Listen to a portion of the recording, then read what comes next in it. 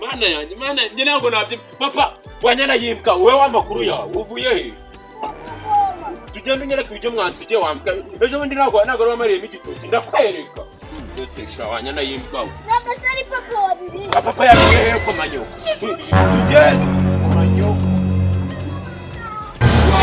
ndakwereka none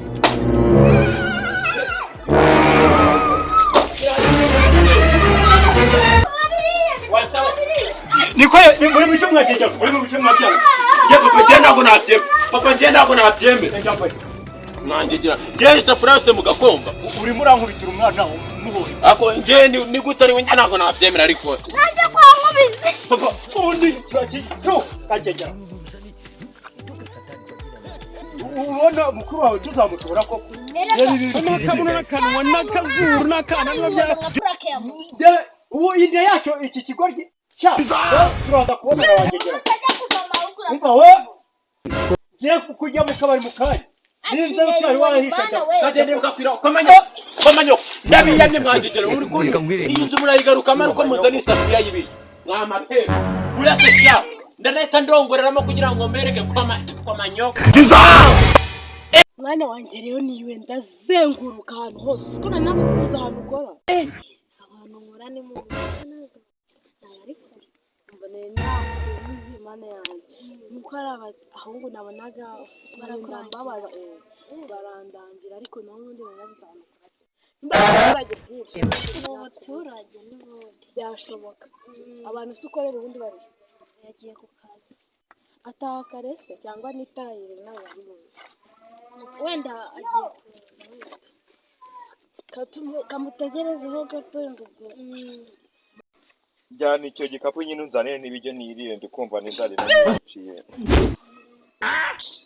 turashize nari mbizanye akiri aho ngaho nari bise ko twe tutajya twigora abanyakigali twe turira ku nzira kuko n'ubundi muryoherwe turira ku muhanda n'ukuko n'ubundi se nari bimani se twe ntabwo tujya twigora abantu nibyo ko natwe babahinzi tutajya turira mu twewe buriya kumva iso n'ubundi ziba aho ngaho mu ntara nzi ko muri abasiri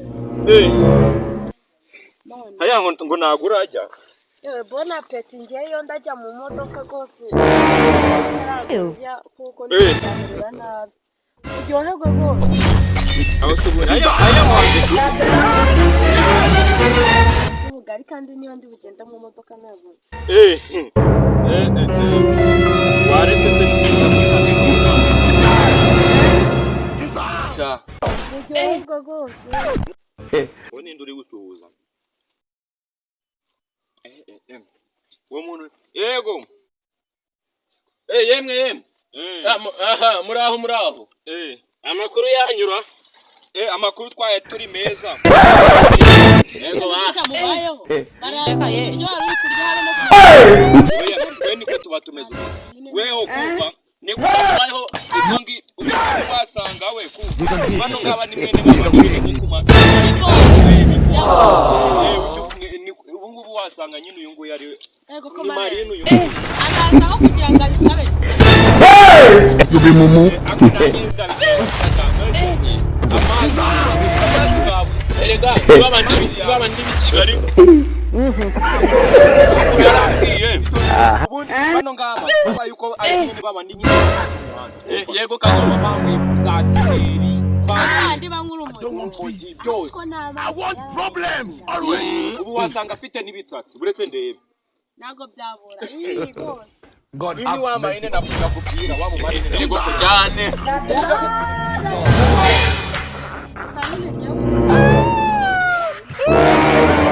Mako madam wala rero nuko kwimana Did you know me? No. Have I met you before? No, this is my first time.